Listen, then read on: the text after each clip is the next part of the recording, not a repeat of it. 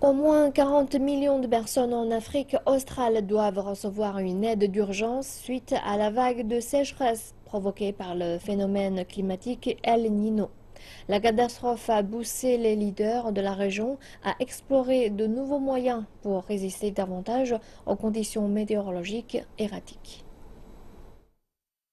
Des acres et des acres de mauvaises récoltes, des preuves de la pire sécheresse qu'a connue la région en plus de 2 décennies. Des pays tels que le Zimbabwe ont connu de nombreux changements climatiques au cours de ces dernières années. Mais pourquoi ces pays semblent-ils pris par surprise malgré les nombreux avertissements concernant le changement climatique? Un expert du secteur agricole nous explique qu'il n'y a pas eu assez d'efforts pour préparer en avance les communautés à affronter ces changements.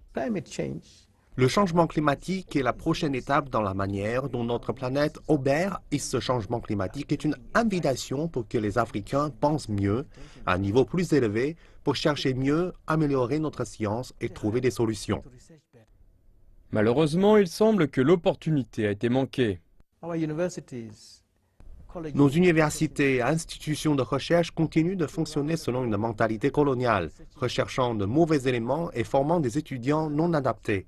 Je suis professeur et j'ai formé de nombreux étudiants au cours de ma carrière, mais je sais que je les ai formés d'une mauvaise manière sur de nombreux aspects, utilisant de mauvais paradigmes. Nous devons comprendre que la plupart des réponses dont nous avons besoin doivent venir d'Afrique. Des progrès ont cependant été faits pour développer la tolérance à la sécheresse de plusieurs variétés de graines, mais ces dernières ne sont pas amenées sur le marché aussi vite que les cultivateurs souffrant de la sécheresse le voudraient.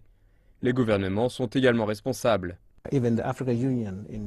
L'Union africaine avait déclaré que nous avions besoin d'une révolution agricole avant d'avoir une révolution industrielle en Afrique. Quand, en 2003, a été annoncé le programme mondial de développement agricole africain, il était attendu que chaque pays d'Afrique investisse 10% de son budget dans l'agriculture. Et pourtant, il n'y a qu'une poignée de pays qui le font. Et même ceux qui ont investi 10% continuent d'investir dans des choses qui ne sont pas adaptées. Le professeur Mandivamba Rukuni insiste sur le fait que l'Afrique devrait renforcer les petits cultivateurs en leur donnant accès à des technologies alternatives, des infrastructures pour l'irrigation et des cultures tolérantes à la sécheresse. De cette manière, ils pourront mieux endurer les périodes de sécheresse et soulager le fardeau pesant sur les gouvernements qui doivent s'impliquer pour les secourir à temps en période de besoin.